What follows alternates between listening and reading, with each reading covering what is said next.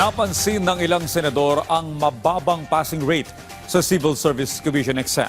Sa pagtalakay ng Senate Committee on Finance hinggil sa panukalang budget ng CSC para sa susunod na taon, iginiit ni Senate Committee on Finance Chairperson Sherwin Gatchalian na mas mabuti nang mahirap pumasa dahil ibig sabihin ay dekalidad ang natatanggap na empleyado ng pamahalaan.